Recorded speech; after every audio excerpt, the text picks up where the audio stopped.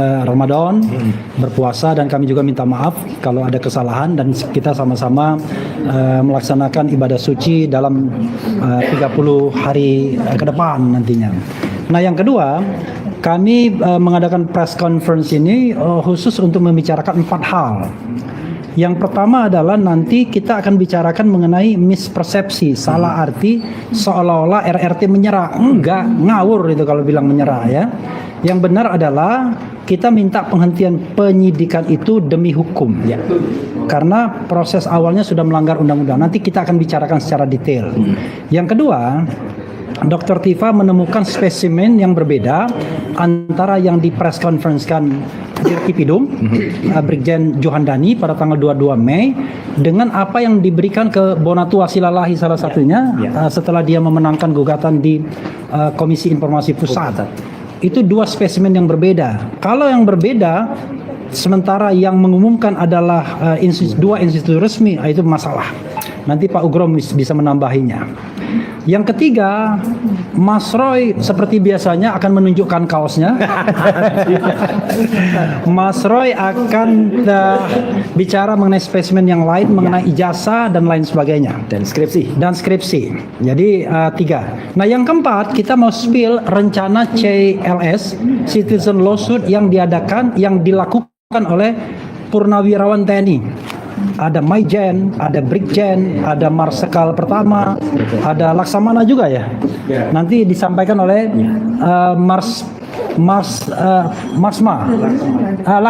Laksma Pak Mur ya, Laksamana Pertama. Jadi itu 4 hal yang akan kita sampaikan. Nah, untuk agar kesalah pengertian ini tidak berlarut, saya ingin membacakan secara pelan-pelan mengenai mengapa penyidikan harus dihentikan. Jadi Termul di sana mengatakan menyerah, putus asa dan lain sebagainya. Justru kita ingin menggeser gawang yang sudah digeser. Gawang yang kita ingin geser adalah gawang pembuktian apakah ijazah itu palsu atau asli. Bukan pembuktian apakah Roy Suryo, Dr. Tifa, Risman melakukan pencemaran nama baik atau tidak, ujaran kebencian atau tidak, fitnah atau tidak. Karena itu very real sesungguhnya setelah ijazahnya dibuktikan asli atau palsu sebagaimana dikatakan oleh Profesor Din Samsudin dalam keterangan ahlinya yang kemudian kita ketahui bersama setelah adanya press conference. Jadi kawan-kawan semua, di dalam KUHP yang baru itu ada pasal 24 ayat 2 huruf C dan huruf G Undang-Undang nomor 20 tahun 2025 tentang Kitab Undang-Undang Hukum Acara Pidana. Di situ dikatakan ada 10 sebab mengapa sebuah proses penyidikan itu bisa dihentikan. Restoratif justice yang dimintakan oleh Egy Sujana dan Damai Hari Lubis itu hanyalah 1 dari 10 sebab tersebut. Sebab-sebab lainnya yaitu tidak terdapat cukup alat bukti. B. Peristiwa tersebut bukan merupakan tindak pidana. C. Penyidikan dihentikan demi hukum. D. Terdapat putusan pengadilan yang telah memperoleh kekuatan hukum tetap terhadap tersangka atas perkara yang sama. E. Kadaluarsa. F. Tersangka meninggal dunia. G. Ditariknya pengaduan pada tindak pidana aduan. H. Tercapainya penyelesaian perkara melalui mekanisme keadilan restoratif. Itu cuma 1 saja. I. Tersangka membayar maksimum pidana denda atas tindak pidana yang hanya diancam dengan pidana denda paling banyak kategori 2, itu 50 juta ya. Tersangka membayar maksimum pidana denda kategori 4 atas tindak pidana yang diancam dengan pidana penjara paling lama 1 tahun atau pidana denda paling banyak kategori 3, ya kira-kira 200 juta ya. Nah, jadi dari ketentuan di atas kami ingin menggarisbawahi huruf C. Huruf C di atas mengatakan penyidikan dihentikan demi hukum. Maksudnya kami sudah mengatakan dari awal ya bahwa yang namanya proses penyelidikan dan penyidikan yang dilakukan oleh Polda Metro Jaya melanggar pasal 10 ayat 1 dan ayat 2 Undang-Undang nomor 31 tahun 2014. Sekali lagi, melanggar pasal 10 ayat 1 dan ayat 2 Undang-Undang nomor 31 tahun 2014 tentang perlindungan saksi dan korban. Saya bacakan biar jelas. Pasal 10 ayat 1. Saksi, korban, saksi pelaku dan atau pelapor tidak dapat dituntut secara hukum baik pidana maupun perdata atas kesaksian dan atau laporan yang akan, sedang atau telah diberikannya, kecuali kesaksian atau laporan tersebut diberikan tidak dengan itikat baik. Dua, dalam hal terdapat tuntutan hukum terhadap saksi, korban, saksi pelaku dan atau pelapor atas kesaksian dan atau laporan yang akan, sedang atau telah diberikan, tuntutan hukum tersebut wajib ditunda hingga kasus yang ia laporkan atau ia berikan kesaksian telah diputus oleh pengadilan dan memperoleh kekuatan hukum tetap. Jadi kawan-kawan semua, secara de facto Roy, Rismond dan Dr. Tifa adalah saksi dalam kasus yang dilaporkan TPUA. Jadi dilaporkan TPUA pada tanggal 9 Desember 2024 berdasarkan surat TPUA tanggal 30 Juni 2025 yang ditandatangani oleh Wakil Presiden TPUA Rizal Fadila. Ini suratnya, ya. Jadi suratnya saya bacakan. Kepada yang ini tim pembela ulama dan aktivis kopnya, kemudian kepada yang terhormat penyidik perkara pemalsuan surat garis miring dokumen dalam kurung surat pengaduan temuan publik dan berbagai lembaga media sosial sebagai bentuk notoire feitan cacat hukum ijazah S1 oleh Jokowi oleh TPUA oleh tim atau POA garis miring tim pembela ulama dan aktivis perihal pengajuan sebagai saksi.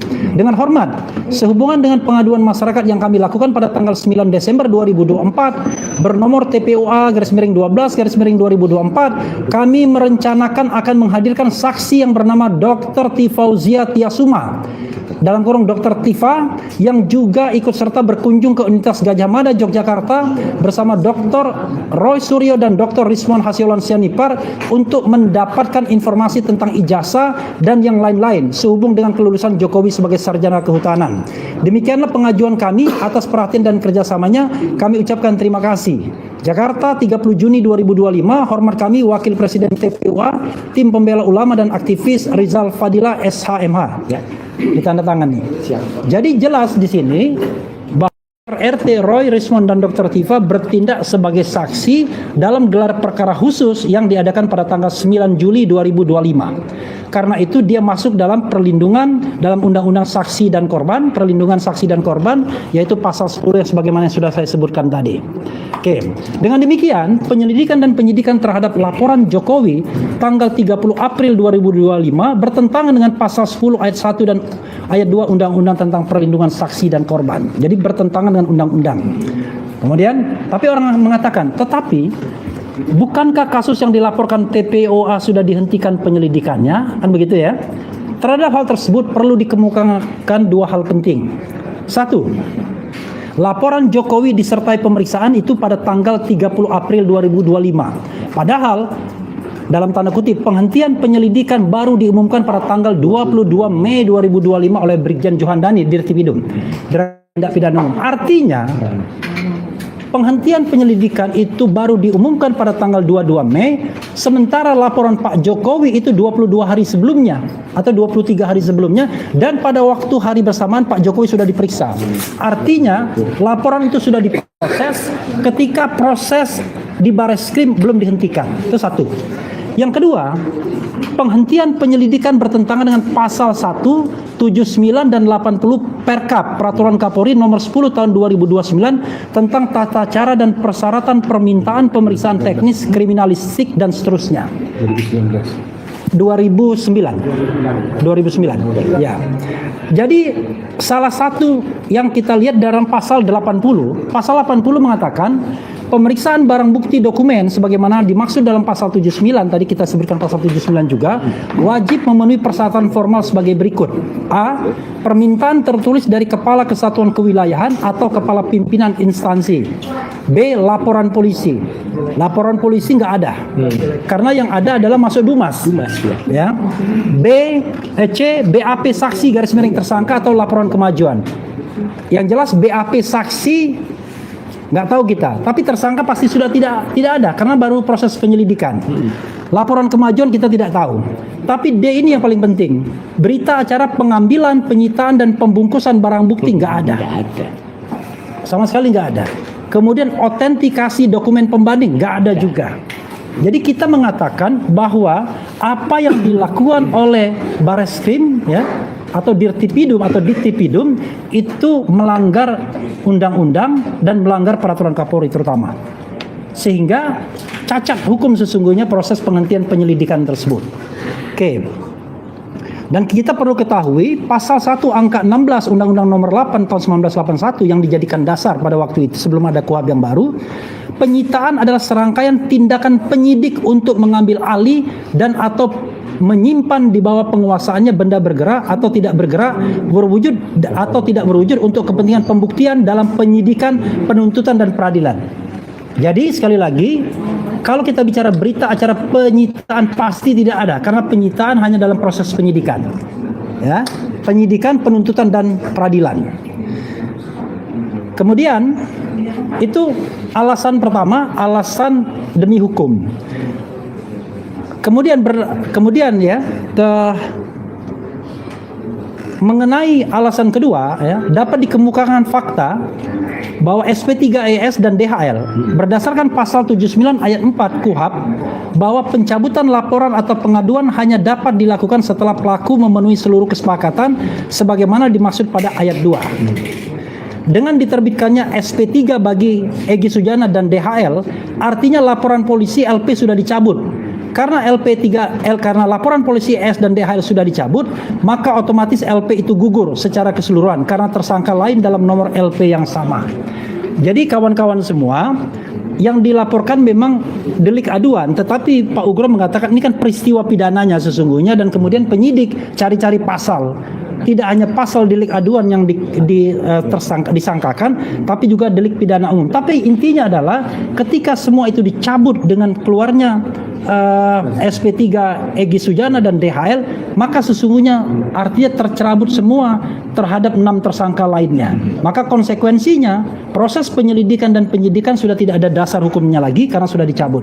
Jadi itulah dua alasan mengapa kemudian kami meminta penghentian penyidikan. Karena ini penyimpangan dilakukan baik di Bareskrim, Mabes Polri maupun Polda Metro Jaya. Surat kami ajukan ke Inspektur Pengawasan Umum setingkat Komjen Wahyu Widada. Begitu kawan-kawan semua. Untuk selanjutnya saya minta kesempatan Pak Ugro Seno menjelaskan lebih lanjut poin tentang dicabutnya laporan polisi oleh Joko Widodo dan oleh yang lainnya yang menyebabkan Egy Sujana dan DHL mendapatkan SP3 itu seharusnya berkonsekuensi pada batalnya laporan polisi secara keseluruhan. Silakan Pak Ugro.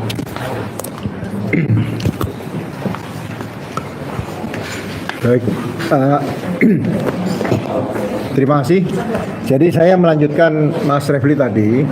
Jadi proses pelaporan pencemaran nama baik dan fitnah 310 dan 311, laporan polisi itu dari awal menurut saya sudah cacat hukum. Kenapa? Karena pasal yang dimasukkan itu selain tidak dalam KUHP pidana umum, juga ada pidana khusus, yaitu Undang-Undang ITE. Ya. Padahal dalam pasal 63 ayat 1 KUHP yang lama, ya, Undang-Undang KUHP yang lama, di situ dikatakan pasal-pasal itu kalau ada suatu perbuatan melanggar beberapa peraturan pidana, ya kan, itu yang digunakan peraturan pidana yang ancamannya terberat. Tapi dalam laporan polisi semuanya berkaitan dengan 310 dan 311, walaupun dikaitkan dengan Undang-Undang Pidana Khusus ITE tadi. Ya. Jadi ini pasal yang dicari-cari supaya bisa menjerat tersangka, bisa ditahan karena ancamannya lebih dari 5 tahun.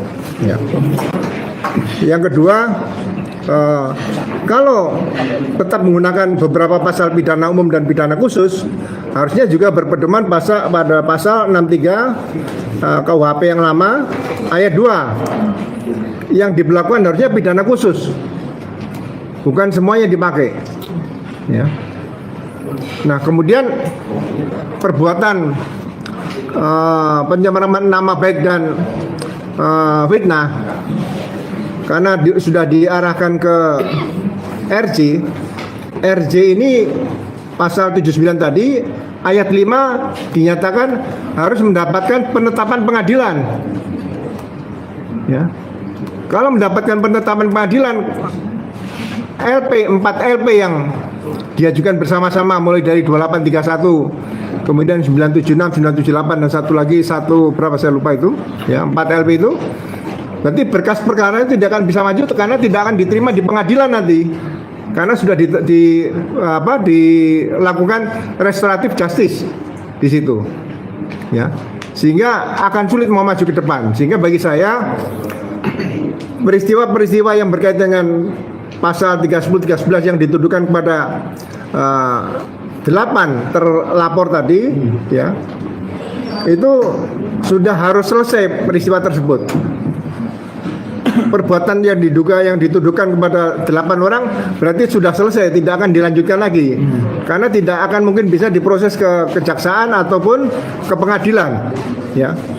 Saya tidak tahu sekarang apakah laporan polisi sudah masuk bagian dari sistem informasi penelusuran perkara SIPP. Kalau itu sudah masuk, otomatis pengadilan suatu saat akan menolak, ya. Itu yang prinsip ingin saya sampaikan. Jadi kalau peristiwa pencemaran nama baik dan fitnah sudah berhenti, nah bukan berarti perkara yang berkaitan dengan pokok perkara awal, yaitu masalah dugaan ijazah palsu, itu berhenti. Itu tidak berkait, ya, tidak seperti kapal dengan jangkar, bukan, ya. Nah, ini nanti akan maju berdasarkan putusan KIP yang dimenangkan oleh saudara Bonatua tadi, dan ini akan masuk babak baru. Ya, selain dari yang laporan TPO dulu di Barreskrim, juga akan dibuatkan laporan polisi baru oleh Pak Bonatua atau siapapun nanti yang melaporkan para komisioner KPU di Solo maupun di Jakarta dan di pusat, ya.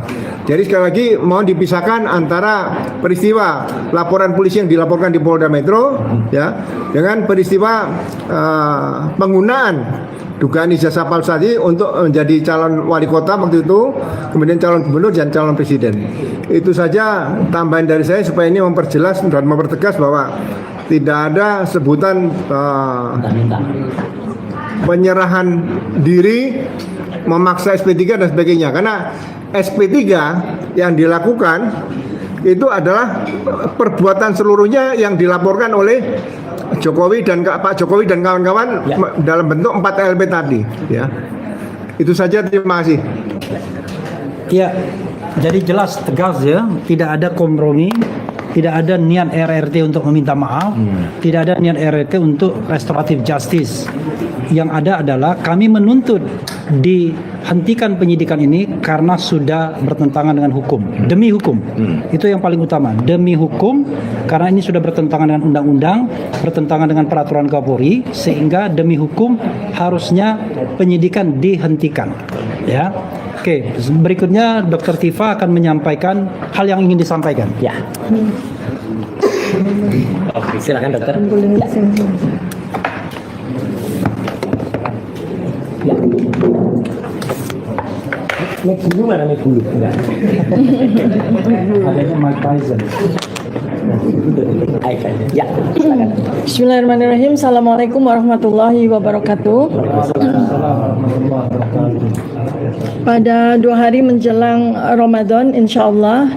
Jadi saya Dr. Tifa bersama dengan sahabat saya, kakak saya Mas Dr. Roy Suryo, bersama dengan sahabat saya satu lagi, Bang Dr. Rismon Syanipar. Jadi kami akan menyampaikan beberapa detail terkait dengan ijazah, ya, Joko Widodo ini yang selama 3 tahun kami jadikan sebagai kajian penelitian kami, ya. Banyak detail-detail yang akan saya sampaikan, yang akan kami sampaikan, yang belum pernah kami sampaikan selama ini. Sengaja kami simpan sampai spesimen yang terakhir itu keluar. Tetapi mengingat bahwa 3 spesimen yang kami tunggu, yaitu spesimen dari KPU Surakarta 2005 dan 2010, serta spesimen dari KPU Jakarta tahun 2012 itu belum diterima oleh Ibu Dr. Leoni Lydia dan Bapak Dr. Bonatua Silalahi, masih dalam proses. Karena menunggu, maka sebaiknya kami akan sampaikan. Jadi mengapa kami sampaikan bahwa mulai sejak tahun 2022, tepatnya di tanggal 20 Oktober 2022, pertama kali keluar spesimen ijazah official secara resmi ya dikeluarkan oleh Dekan Fakultas Kehutanan UGM, Dr. Sigit Sunarta. Ya, inilah pertama kali secara official spesimen ijazah Joko Widodo ini keluar ya dalam bentuk fotokopi. Perhatikan baik-baik ya, format fotokopinya adalah A3. A3 itu format yang sama dengan Aslinya. ijazah asli yang dikeluarkan oleh Universitas Gadjah Mada untuk program sarjana ya. Tetapi bukan berarti bahwa fotokopi ijazah ini adalah fotokopi yang berasal dari ijazah asli, bukan berarti begitu ya. Nah, kenapa? Karena pada detail-detail yang ada pada ijazah inilah yang saya secara independen, secara pribadi itu membuat saya menjadi tercengang waktu itu. Karena saya adalah peneliti perilaku, epidemiologi perilaku, neuroscience behavior, maka situasi di sini di mana waktu itu Kompas TV ya, ini Kompas ya, ini salah satu media yang hadir, Kompas TV yang memuat video live ya dengan wawancara terhadap Dekan Dr. Sigit Sunarta. Itu saya memperhatikan perilakunya, perilaku dari dekan itu maupun perilaku dari para pejabat yang lain, dan bagaimana dia menyampaikan tentang ijazah tersebut.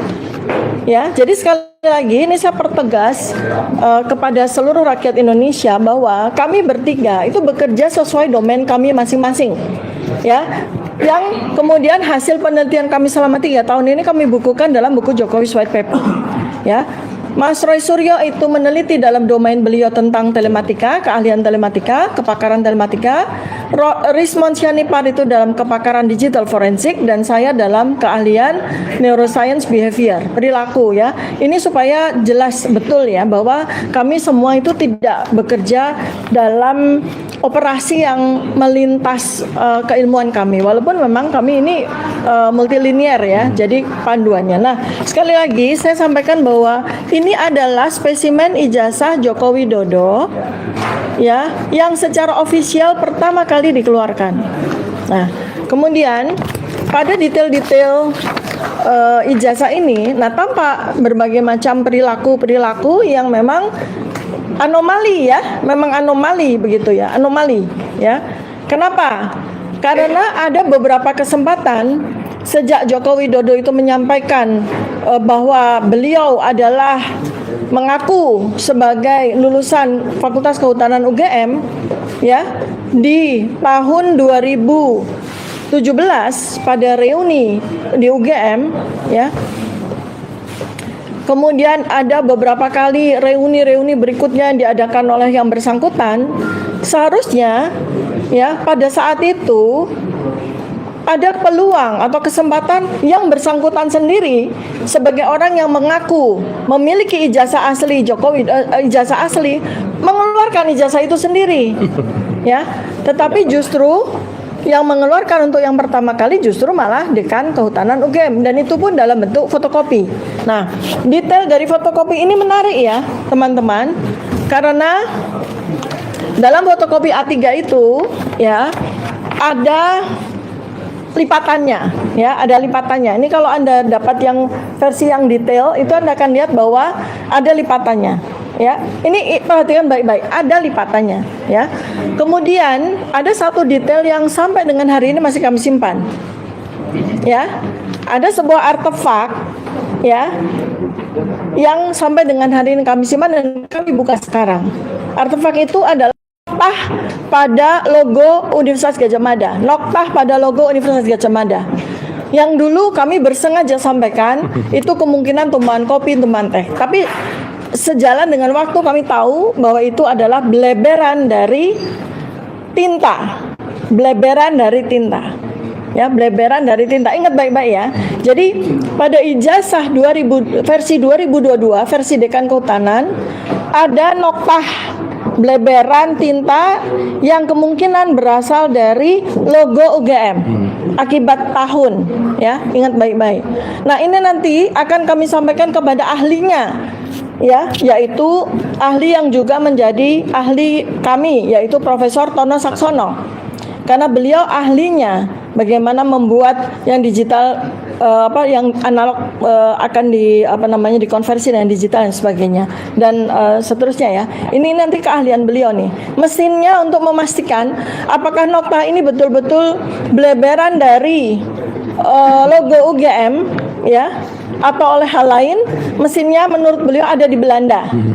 Ya, nanti tinggal tunggu waktu saja untuk memastikan apakah nokta ini sesuai dengan dugaan kami bahwa ini adalah bleberan dari tinta logo UGM. Mengapa kami sampaikan sebuah hipotesis bahwa nokta ini adalah bleberan dari tinta logo UGM? Karena kami mendapatkan di tahun 2025 kami mendapatkan spesimen ya ijazah asli dari lulusan kehutanan UGM tahun 1985.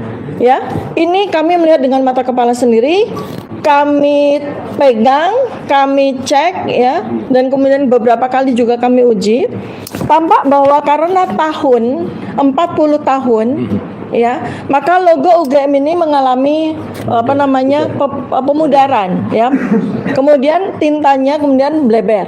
Nah, tinta yang bleber ini kemungkinan menghasilkan sebuah artefak yang berbeda-beda sesuai dengan bagaimana ijazah ini diperlakukan ya. Ini adalah hal yang untuk pertama kalinya selama beberapa tahun ini kami sampaikan ya.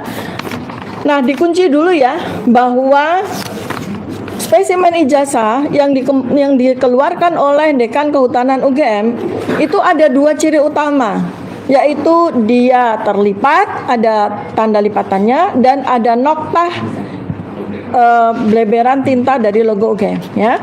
Nah, kemudian spesimen yang berikutnya lagi, versi yang kedua, ini tadi versi 1 ya berarti ya. Versi yang kedua adalah tanggal 1 April 2025 yang dikeluarkan oleh kader PSI yang bernama Dian Sandi Utama. Dan ini adalah spesimen kedua yang kami jadikan sebagai bahan penelitian. Ya, perhatikan baik-baik di sini. Perhatikan baik-baik di sini. Tadi kami sampaikan ada dua ciri utama dari versi 1. Ada dua ciri utama dari versi 1. Yang pertama apa? Lipatan.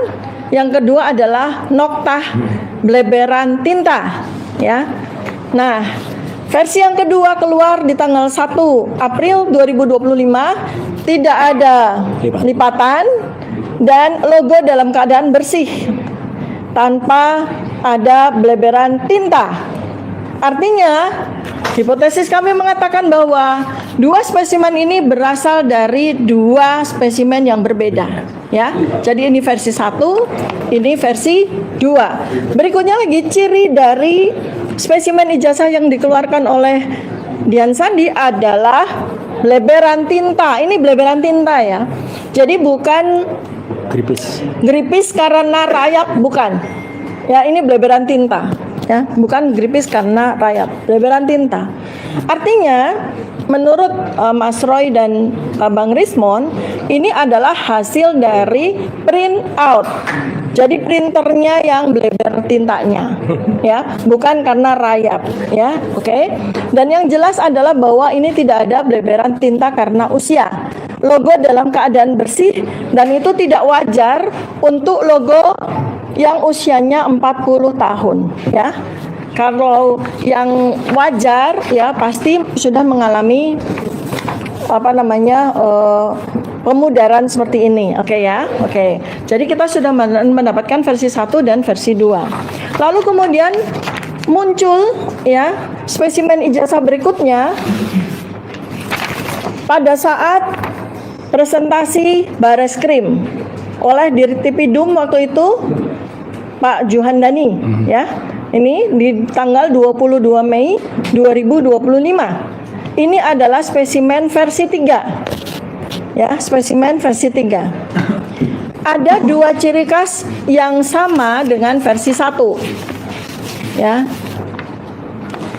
Pada yang dikeluarkan oleh Sigit Sunarta, yaitu ada lipatan dan ada bleberan tinta. Ya, dan ciri yang ada di versi Dian Sandi yaitu ada bleberan tinta di bawah, tidak ada. Ya, tidak ada. Nah, jadi ini adalah versi 3. Ya, ini adalah versi 3. Anehnya pada saat Pak Juhandani itu presentasi di layar, ya, ada 2 ijazah muncul. Ya, ada 2 ijazah muncul. Jadi pada saat itu kalau Anda membuka, Gini, ya, begini ya. Layar besar, ya, yang tampak adalah fotokopi ini, ya. Slide isinya fotokopi ijazah yang terpotong dan ada tinta bleber. Terus di pojokan itu tampak yang disebut sebagai adik ipar dari Joko Widodo yang menyerahkan spesimen yang dikatakan sebagai ijazah asli yang kemudian diklaim sudah diperiksa oleh Puslapfor. Bentuknya seperti ini, ya. Kalau kita zoom, maka kita lihat bahwa pada ijazah ini ciri khas yang ada pada Dian Sandi, yang ada pada ijazah fotokopi dari Bareskrim tidak ada, ya. Ya. Jadi tidak ada lipatan, tidak ada noktah, dan tidak ada beleberan tinta. Memang ada sedikit noktah tertentu, ini yang memang sukar untuk kita pahami. Tapi ketika kemudian kami cek, noktah ini beda dengan noktah yang ada pada ijazah versi Dian Sandi, beda, ya. Nah, pertanyaan dari kami adalah, kalau memang Bareskrim sudah melakukan penyitaan, Pak Joko Widodo sudah melakukan penyerahan ijazah asli sebelum presentasi disampaikan oleh Dirtipidum Bareskrim di tanggal 22 Mei 2025, ya, mengapa Bareskrim mempresentasikan fotokopi ijazah ini? Dan mengapa Bareskrim tidak mempresentasikan ijazah ini? Ini yang menjadi pertanyaan besar sekali. Jadi yang diuji oleh Puslapfor itu yang fotokopian ini atau yang katanya ijazah asli yang disita ini? Ya. Padahal dalam 1 hari semua masyarakat Indonesia, ya, melalui media televisi kita menyaksikan kemunculan dari 2 versi ijazah ini yang jelas sekali ini beda, ya. Kalau memang fotokopi ijazah ini berasal dari ijazah asli, maka ijazah asli ini akan ada noktah bleberan, ya kan? Ya. Lalu pada fotokopi ijazah ini bleberan dari mana? Artinya apa? Artinya ini adalah spesimen ijazah yang berbeda. Ya, jelas ya. Jadi ada versi 3. 1, 2, 3, ya. Oke. Sekarang ada versi 4 dan 5 yang dikeluarkan oleh KPU Jakarta. Versi 6 sebetulnya sudah ada. Yang kami saksikan, ya, kami bertiga tersangka bersama dengan para penasihat hukum kami yang hadir di sini, semua sama-sama menjadi saksi keluarnya spesimen yang diklaim sebagai ijazah asli Jokowi yang disita oleh Polda Metro Jaya pada gelar perkara khusus tanggal 15 Desember 2025. Hanya 5 menit. Tapi pada 5 menit itu kami tidak diperkenankan memfoto, kami tidak diperkenankan men-scan, apalagi menyentuh, ya. Maka tapi kami pastikan bahwa ijazah yang dikeluarkan oleh Polda Metro Jaya pada waktu tanggal 15 Desember 2025 itu bukan ijazah yang diperlihatkan oleh dekan, bukan ijazah yang ditunjukkan oleh Dian Sandi, bukan juga ijazah yang kelihatan sepintas yang dipegang oleh adik ipar Joko Widodo tanggal 22 Mei 2025, bukan juga ijazah yang dipresentasikan oleh Dirtipidum, bukan. Ya, kami bisa pastikan. Apa yang bisa kami pastikan sesuai dengan apa yang diklaim dikatakan oleh pengacara dari Egy Sujana, Ibu Eli Danetti. Beliau mengatakan pada ijazah itu ada watermark, ada emboss, ya. Ingat baik-baik.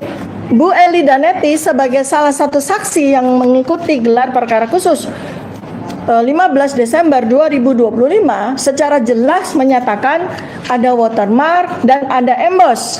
Kalau memang ijazah yang ditampilkan pada saat gelar perkara khusus 15 Desember 2025 itu adalah ijazah yang ada watermark dan ada emboss, maka jelas bahwa ijazah itu bukan ijazah versi Dian Sandi. Bukan. Karena ijazah versi Dian Sandi tidak ada watermark dan tidak ada emboss. Ya. Kemudian dan juga bukan ijazah yang dikeluarkan oleh KPU Jakarta yang digunakan oleh Joko Widodo untuk mendaftarkan diri sebagai presiden pada pemilihan tahun 2014 dan tahun 2019. Ya, keduanya tidak ada watermark, tidak ada emboss. Oh, mungkin karena fotokopian kali Dokter Tifa. Bukan. Kami uji ya dengan ijazah asli yang dimiliki oleh almarhum Bambang Rudi Harto. Ya, Anda melihat ya di situ pada sekitar bulan September kami umumkan bahwa kami mendapatkan spesimen asli, ijazah asli dari lulusan kehutanan UGM yang lulus tahun 1985. Bentuk ijazahnya seperti ini, kami saksikan dengan mata kepala sendiri, sudah kami uji. Ya, ijazah ini jelas ada watermark yang sangat rapi dan ada emboss ya. Ada emboss cap ceklok untuk mengunci tanda tangan dari rektor. Nah, kami uji, ya kami uji. Kalau seandainya ijazah ini kami fotokopi berulang kali, ya kami fotokopi, ya kami uji, ya setelah difotokopi berkali-kali, ya fotokopinya difotokopi, fotokopinya lagi difotokopi. Apakah watermarknya hilang? Apakah embossnya hilang? Ternyata tidak. Ya, ini adalah hasil fotokopi yang kesekian kali dari fotokopi. Watermark tetap ada, embossnya tetap ada. Ya, jadi artinya bahwa ijazah, fotokopi ijazah yang dikeluarkan oleh KPU 2014 dan KPU 2019 tidak ada jejak watermark sedikit pun dan tidak ada jejak emboss sedikit pun. Ya, artinya kuat dugaan bahwa ijazah yang digunakan untuk kemudian difotokopi ini bukan ijazah asli. Ya, ijazah tanpa watermark dan ijazah tanpa emboss, keduanya. Ya, itu ciri yang harus. Jadi artinya dari sini sudah ada 6 versi. Kita tunggu versi yang ke-7 dan ke-8 dari KPU Surakarta dan dari KPU Jakarta. Nah, secara ilmu neuroscience di sini terlihat ya bahwa memang ada perilaku-perilaku yang saya nyatakan pada beberapa waktu yang lalu. Ini adalah perilaku yang disebut sebagai ilusi transparansi. Kelihatannya transparan ya pada saat tanggal 20 Oktober 2022 transparan Dekan Kehutanan menunjukkan ijazah Joko Widodo, kemudian transparan lagi Dirtipidum menunjukkan ijazah tanggal 22 Mei 2025, transparan lagi Dian Sandi menunjukkan ijazah asli yang kemudian dinyatakan sendiri oleh Pak Joko Widodo bahwa betul Dian Sandi itu menunjukkan ijazah asli pada salah satu video. Kemudian juga di KPU, ini semua adalah sebuah ilusi transparansi. Kita dipaksa untuk meyakini bahwa semua versi dari ijazah tersebut adalah asli. Padahal kalau ada setidaknya ada 6 versi dari ijazah ini keluar, berarti kita bisa berhipotesis bahwa salah 1, salah 2, salah 3, salah 4, salah 5, salah 6 semuanya palsu. Ya, jadi tidak ada satupun yang identik dengan ijazah asli dari lulusan Kehutanan UGM tahun 1985. Ini yang sangat penting. Jadi ini adalah ijazah asli lulusan Kehutanan UGM tahun 1985, tapi namanya bukan Joko Widodo. namanya adalah Bambang Rudiharto ya. Oke ya. Baik, itu mungkin nanti akan ditambahkan oleh Mas Roy Suryo. Silakan Mas. Nanti saya terus ingat lagi apa yang ini. Baik. Ntar saya Tambahin penekanan dulu ya tekanan dia. Jadi kawan-kawan semua ini penekanan ya. Ada dua institusi resmi yang menyampaikan spesimen ijazah Jokowi. Satu Biltipidum Bareskrim Mabes Polri pada tanggal 22 Mei. Dua, Komisi Pemilihan Umum karena putusan dari Komisi Informasi Pusat. Dua institusi tersebut ternyata ijazahnya berbeda. Ini soal yang serius karena kalau ijazahnya itu memang asli harusnya sama. Dan ini soal yang juga luar biasa seriusnya karena kok bisa dua institusi ini menyampaikan sebuah spesimen yang berbeda. Nah, ini soal serius. Kalau penyidik Bareskrim atau penyidik Polda Metro Jaya mau serius, inilah saatnya kita menggeser kembali permainan, bukan pada pencemaran nama baik, bukan pada penghinaan, bukan pada fitnah, bukan pada ujaran kebencian, tetapi pada inti pokoknya, yaitu apakah ijazah Jokowi yang digunakan untuk wali kota, gubernur, dan presiden 2014-2019 itu asli atau palsu. Kami meyakini 99,9% palsu. Ya. Itu tambahan. Silakan. Baik. Baik, bismillahirrahmanirrahim. Assalamualaikum warahmatullahi wabarakatuh. Baik rekan-rekan semuanya, saya nambahkan saja mungkin nggak terlalu panjang karena tadi sudah sangat detail yang disampaikan oleh Dr. Tifa. Tapi saya ingin sampaikan penegasan juga. Jadi kalau saja apa yang dikatakan Pak Komjen Pol Purnawiran Pak Ugroseno tadi memang benar, ya gitu, artinya dijalankan dengan benar, maka SP3 yang namanya surat perintah penghentian penyidikan, yaitu diambil suratnya, ya selesai. Jadi tuyulnya ada 8, ya, ini tuyulnya cuma 2. Jadi karena tuyulnya cuma 2, maka ini aneh, ya gitu. Maka ini sekali lagi dulu ada kiasan yang sampai oleh sahabat kita dari Bon Jovi, Pak Lukas Suwarso, 2 tuyul menuhi jin ifrit. Ya. Saya nggak tahu yang disebut 2 tuyul itu siapa, jin ifritnya siapa, ya. Tanya ke pembuat Kartodini, ya. Nah, ini inti yang ingin kami sampaikan. Jadi yang disampaikan tadi adalah apa? Kami sebenarnya sudah mencurigai sejak lama. Makanya kami tuliskan dalam bentuk tulisan ilmiah yang akhirnya sudah diuji oleh beberapa doktor dan juga profesor. Ada Dr. Ridho Ahmadi, ada Profesor Tono Saksono, ada Profesor Din Samsudin, ada juga Profesor Jainal Mutakin, ada juga misalnya Prof. Henry Subiakto dalam buku Jokowi White Paper. Artinya apa? Ada memang beberapa spesimen ijazah yang berbeda-beda. Saya nanti akan tambahkan bukan hanya soal ijazah. Dan ini yang mungkin akan saya tampilkan karena itu yang kami lihat sebagai primary evidence atau bukti primer yang kami pegang sendiri, kami sentuh sendiri, dan bahkan kami terima langsung dari pejabat yang berwenang. Maka saya ingin ulangi sedikit, mereview sedikit.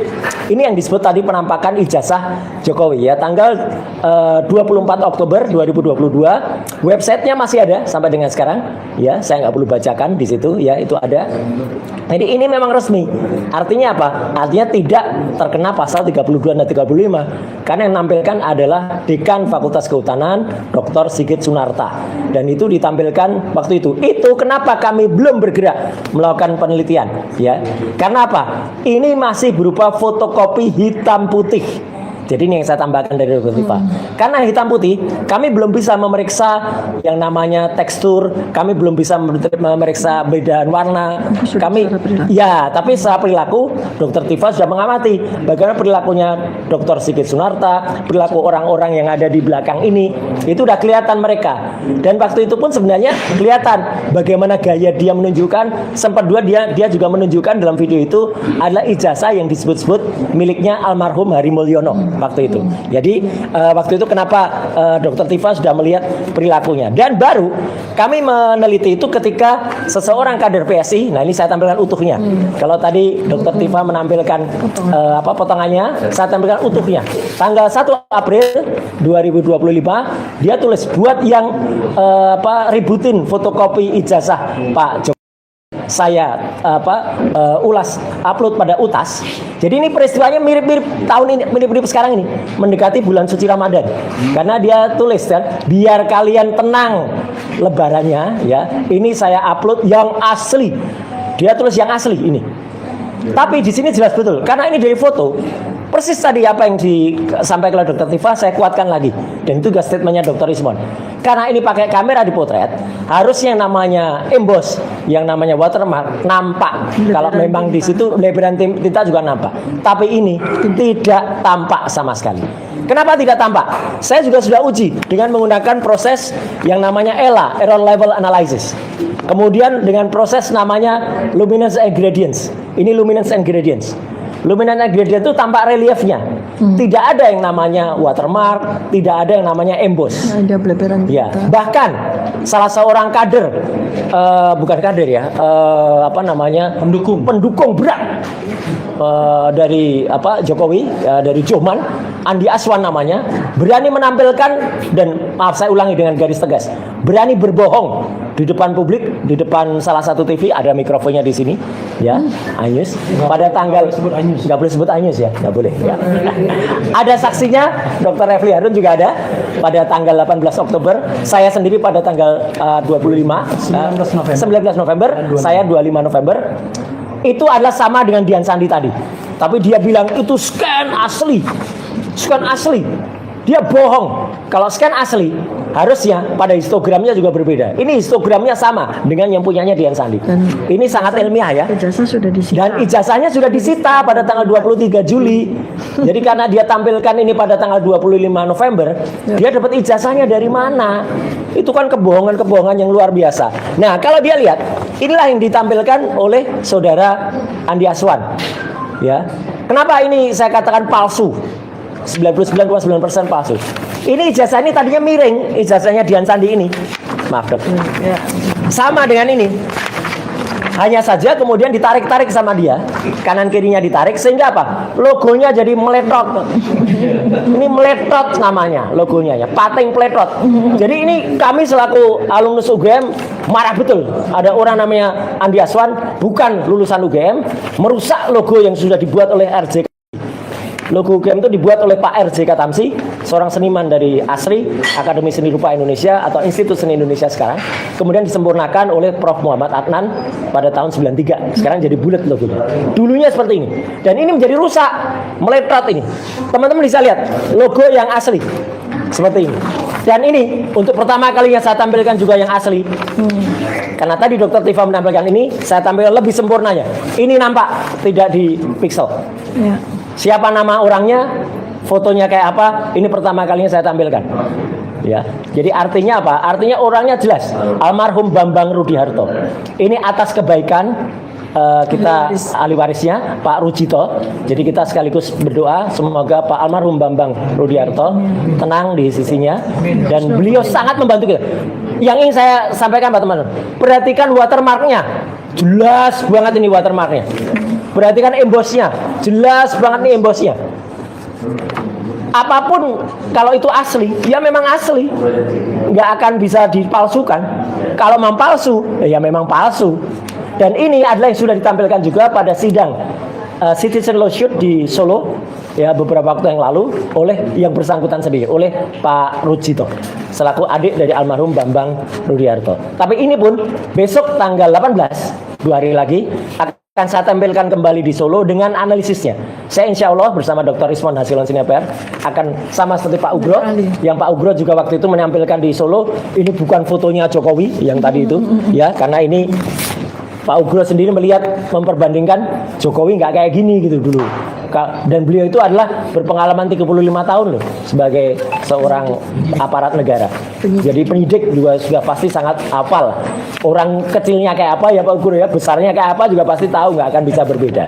Dan hari ini yang juga saya tampilkan, saya bocorin dikit. Apa yang nanti akan saya tampilkan di Rabu adalah tentang skripsi. Skripsi adalah ini yang namanya primary evidence yang kami terima langsung bertiga, saya, Dr. Tifa, Dr. Ismon, langsung dari Wakil Rektor UGM 1, ya, yaitu Prof. Wening Udasworo, dan Wakil Rektor UGM 4, Dr. Ari Sujito. Ya, kami terima langsung bentuk skripsinya, dan kemudian kami uji halaman-halamannya, dan ini jelasnya. Nah, ini untuk pertama kalinya juga saya tunjukkan. Kayak gini nih skripsinya. Ya, artinya apa? Ini dalam ukuran asli skripsinya. Saya foto dengan kamera profesional. Hasilnya bukan berupa JPEG. Kalau teman-teman yang tahu teknik pasti tahu. Ini bukan Joint Picture Expert Group, tapi ini RAW. RAW ada raw material yang sangat tajam, sangat dalam. Itu gunanya untuk proses identifikasi. Apa bedanya RAW dan JPEG? Kalau JPEG itu sudah terkompresi. Kalau RAW masih aslinya, sehingga dia akan nampakkan warna aslinya. Kalau teman-teman motret pakai handphone, itu akan lebih bagus dari aslinya. Kalau dipotret dengan RAW, hasilnya kayak gini. Ini adalah kertas yang sangat indah. Kertas baru. Karena ini sudah dicetak dengan mesin cetak baru. Pakai inkjet ini. Padahal mesin inkjet itu belum ada di tahun 85. Adanya adalah tahun 85 ada mesin ketik ini. Teman-teman bisa lihat kertasnya saja beda. Kertas sebelah kanan sudah kusem atau blaus dalam bahasa daerah. Kertas sebelah kiri masih tampak baru. Dan itu di skripsi yang sama. Logis tidak? Dalam satu skripsi ada kertas yang berbeda. Kertasnya saja beda. Dan paling beda lagi adalah ketiknya. Di sebelah kanan ini mesin ketik. Ini adalah skripsi asli milik someone yang kita tidak tahu milik siapa. Sebelah kiri dituliskan Joko Widodo 1681 KT. Dan ini di print. Ini ketikan. Dan yang lebih lucu lagi, ini Sri Mulat saja kalah lucu, ya. Di sebelah kanan yang asli, Pak Ugro, ini nama pertama yang ditulis sebagai ucapan terima kasih adalah Dr. Insinyur Ahmad Sumitro. Ini tembusnya adalah bulan November tahun 85. Betul. Ahmad Sumitro bulan November masih doktor. Sebelah kiri ini sudah ditulis Profesor Dr. Ahmad Sumitro. Padahal Profesor Dr. Insinyur Ahmad Sumitro baru dikukuhkan menjadi profesor bulan Maret 86. Jadi kalau bulan November sudah ditulis profesor, kalau kita sendiri malu. Meskipun ada termul-termul yang menyatakan Prof sudah dapat SK-nya. Mana SK-nya? Tunjukkan ke saya. Nggak ada, hanya bilang aja itu sudah itu. Bahkan rektor pun berani mengatakan itu, tapi nggak ada buktinya. Dan kalaupun sudah terima SK, belum pidato pengukuhan, saya tantang sekarang. Coba mana profesor yang berani nulis gelar profesor sebelum pidato pengukuhan? Nggak ada. Kita saja nggak berani nulis gelar doktor sebelum saya lulus dulu. Kandidat dokter aja mungkin takut-takut. Kalau orang lain saya nyebut Dokter Tifa kandidat dokter boleh, saya orang lain yang nyebut. Tapi Dokter Tifa menuliskan kandidat dokter pasti malu-malu atau nggak berani gitu loh. Walaupun sudah kandidat dokter gitu loh. Jadi artinya itu etika kita. Artinya teman-teman semua, ini adalah fakta yang besok tidak terpatahkan, tidak terbantahkan. Besok akan saya tampilkan pada sidang Citizen Lawsuit di Solo pada hari Rabu tanggal 18. Yang malam harinya saya masih ada di TV ini, nggak perlu sebut TV-nya ya. Jangan sebut Ainus. Jangan sebut Ainus, jangan sebut air suara. Ya. Malam harinya. Siangnya ada di Solo untuk sidang, malam harinya ada di Head to Head CNN. Nggak boleh sebut CNN lagi. Nah. Mana CNN nggak ada. Jadi itu teman-teman semua. Jadi artinya kalau ingin saya katakan adalah kalau orang itu mau berbohong, ya tetap bohong Pak Ugro. Orang itu mau menampilkan tidak benaran Pak Jagir, ya tetap tidak benar. Orang itu mau menampilkan kepalsuan, ya Laksamana tetap artinya apa? Artinya orang itu tetap boncos. Jadi kalau mau bohong ya boncos ya. Ini kata-kata ini sering diucapkan oleh Mas Hersu sama Mbak Agi pada off the record ya. Boncos ya. Sekali boncos tetap boncos, sekali kita benar insya Allah tetap benar.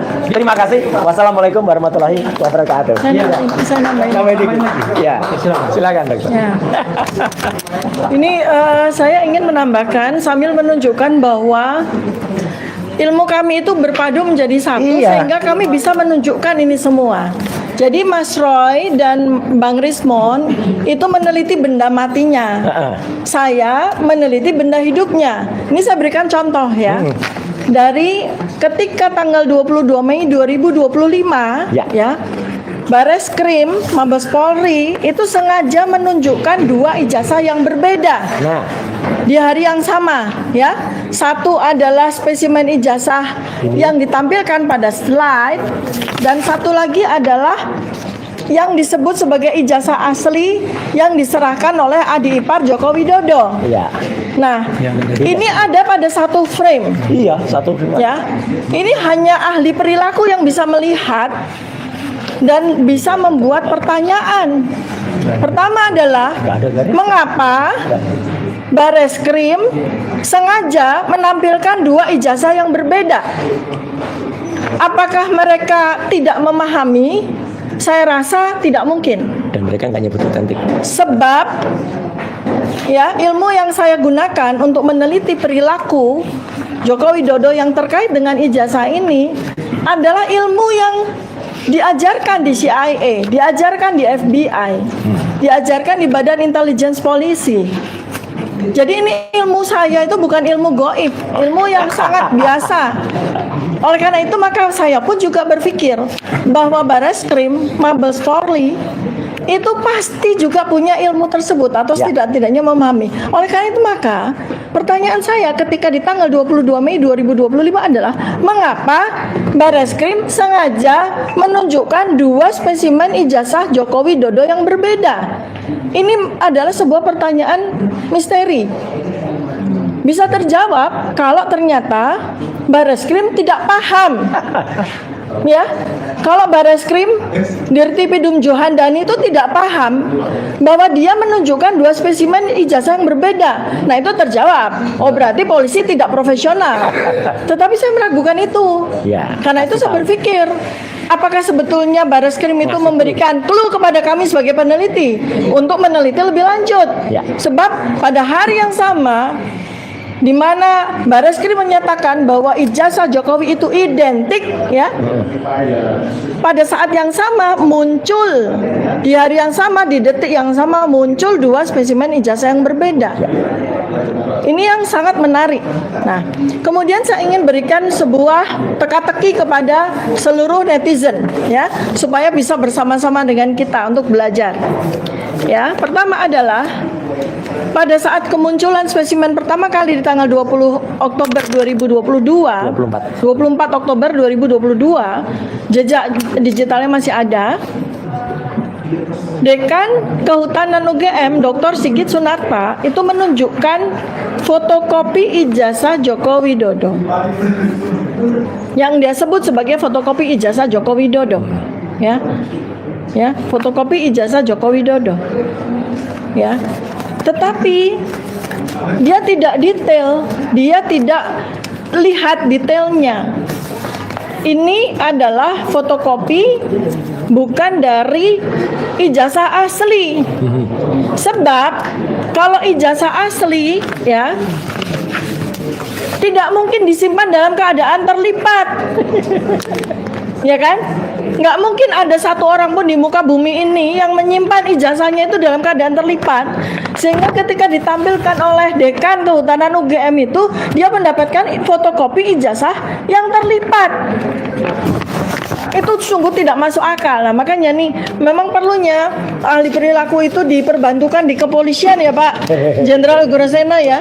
Untuk hal-hal seperti ini tuh kita bisa melihat. Sehingga seharusnya di tanggal 22 Mei 2025 yang muncul adalah pernyataan bahwa kami akan mengundang Dr. Roy Suryo, Dr. Rismon Syanipan, dan Dr. Tifa untuk membantu kami memecahkan misteri ijazah Joko Widodo. Harusnya kepolisian, Bareskrim, Mabes harusnya mengatakan seperti itu.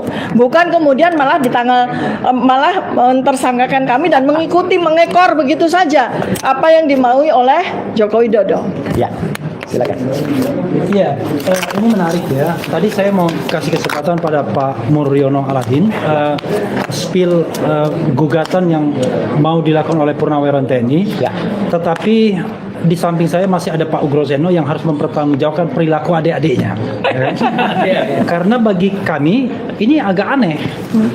Barang semudah itu dalam proses penyelidikan dan mungkin naik ke penyidikan di Bareskrim Mabes Polri mengenai dugaan penggunaan ijazah palsu atau dokumen palsu, kok tiba-tiba dikatakan tidak cukup bukti dan tiba-tiba disimpulkan bahwa ijazah itu palsu, padahal rasanya dari presentasi Dr. Tifa dan Mas Roy mudah sekali kan untuk mengetahui bahwa muncul spesimen yang berbeda. Nah, saya minta pertanggungjawaban Pak Brodeno. Kalau enggak ya kita tuntut. Silakan.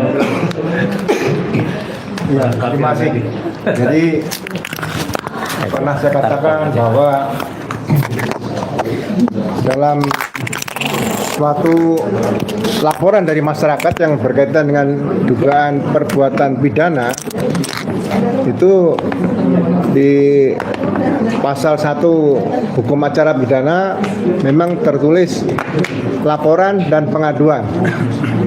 Nah, laporan itu biasanya berkaitan dengan delik umum, tapi kalau pengaduan berarti delik aduan di situ. Jadi bukan Dumas, ya kan? Setelah ada Dumas pengaduan masyarakat, sebetulnya ini juga lahir untuk masyarakat yang ingin melaporkan tentang perilaku menyimpang dari anggota kepolisian. Ya kan? Itu biasanya dilaporkan ke Propam atau ke Irwasum. Itu Dumas namanya. Nah, Dumas atau pengaduan masyarakat ini mulai masuk ke reserse, yaitu setelah ada Perkap nomor 6 tahun 2019 tentang penyidikan tidak pidana. Nah, saya mengkritisi waktu itu penyidikan tidak pidana sudah diatur di hukum acara pidana, mengapa ada peraturan Kapolri yang menyebutkan tentang penyidikan tidak pidana?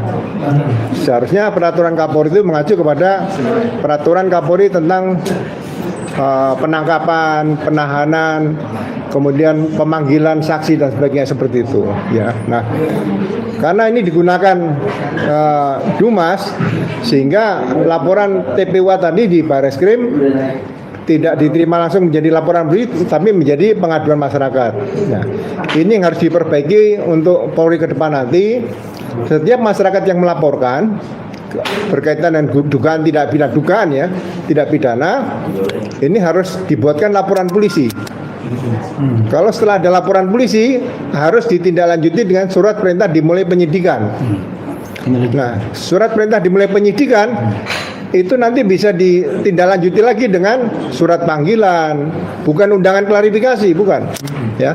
Kemudian ada surat penyitaan, surat perintah penyitaan, surat perintah penggeledahan dan sebagainya. Administrasi penyidikan itu harus jelas. Ya.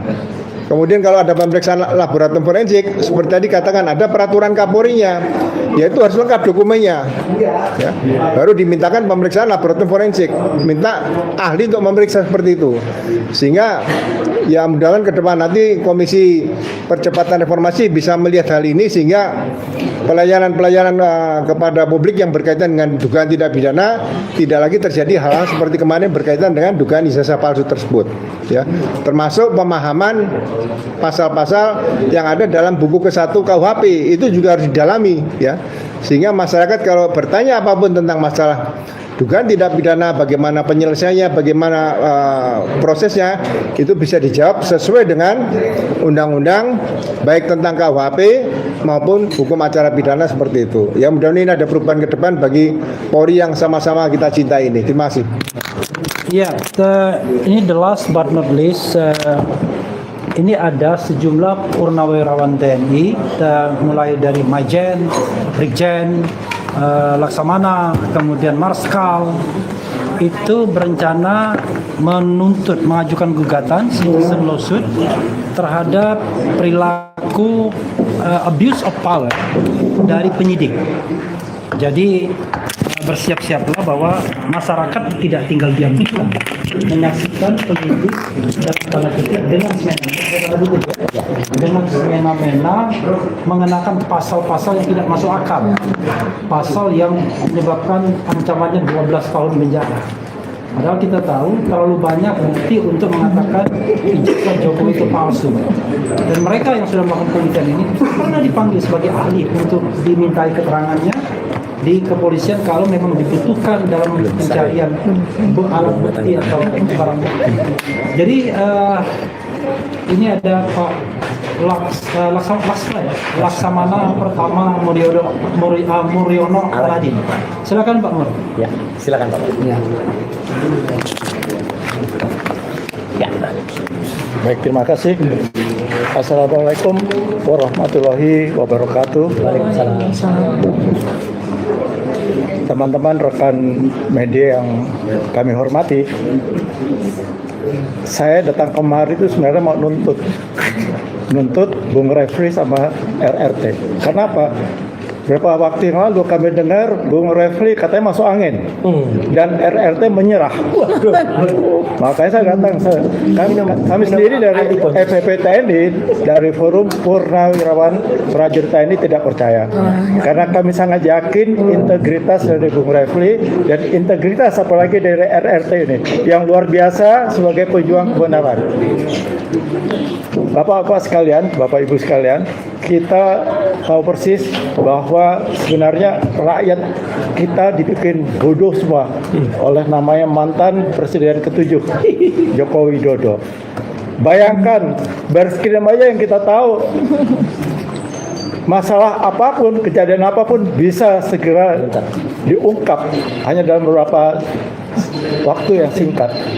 Ini masalah ijazah, namanya ijazah Jokowi sampai dengan 6 versi ya. Iya. 8 versi, Mbak. 8 versi ya, Dr. Tifa tadi sudah disampaikan Dr. Tifa. Ini kita jadi bertanya-tanya. Pertama, kita yakini bahwa ijazah Jokowi itu adalah ijazah palsu. Yakin, bukan hanya 99,99%. Mungkin 1000 berapa kata Dr. Irismon? 11.000 triliun. 11.000 triliun, yakin. Dan kita percaya kepada para 3 orang peneliti kita, pejuang kebenaran itu, yang telah meneliti sekian tahun dan meyakini bahwa ijazah Jokowi palsu. Kenapa sih tidak langsung aja tunjukkan memang ijazah palsu? Mungkin ada cara lain kita memberi maaf atau apa gitu. Tapi tidak bikin seluruh rakyat Indonesia jadi ikut bodoh, ikut bego semua, jadi ikut gila semua. Terus terang, ini nggak masuk akal. Ijazah kok sampai 8 versi masih belum bisa menentukan apakah ijazah itu palsu atau ijazah asli. Iya. Ini sudah menunjukkan Bapak Ibu sekalian bahwa kedaulatan hukum kita sudah dirampas ya oleh penguasa. Iya. Terutama pada era Presiden ke-7 Joko Widodo. Dirampas atas kendali siapa? Oligarki. Di belakang ini pasti ada oligarki. Ya. Oleh karena itulah beberapa waktu lalu tanggal 10 Februari 2026 kami semua telah mendeklarasikan suatu agenda gerakan pergerakan perjuangan rakyat, yaitu gerakan merebut kembali kedaulatan rakyat. Ini salah satunya ini kedaulatan hukum. Kelihatan sekali kedaulatan hukum kita sudah dirampas. Kita semua kasihan 3 orang ini yang betul-betul sebagai pahlawan kita, pahlawan kebenaran malah ditersangkakan. Betul-betul kasat mata. Ini adalah tindak kriminalisasi kepada warga negara. Oleh karena itulah kami pada kesempatan ini juga meyakini bahwa tidak mungkin Bung Refli masuk angin dan tidak mungkin juga RRT menyerah. Kami dari FPP TNI mendukung terus sampai dengan kita yakin betul dan kita buktikan. Kita yakin kalau itu palsu, tapi kita buktikan kepada masyarakat dan kepada para termul bahwa ijazah Jokowi adalah ijazah palsu.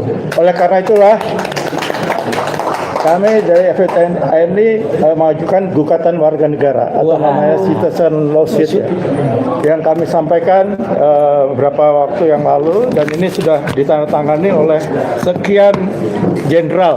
Ya, artinya jenderal itu ada jenderal, ada yang marsikal, ada laksamana. 17 anggota dari FPTNI menandatangani. Itu apa artinya?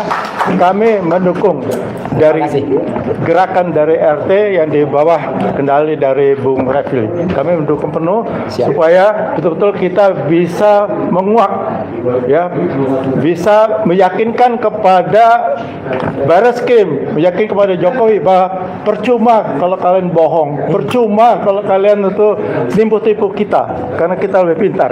Amin. Karena semuanya adalah peneliti dan semuanya lulusan UGM. Saya juga UGM, Pak. Iya. Saya juga UGM. Jadi malu besar, ya.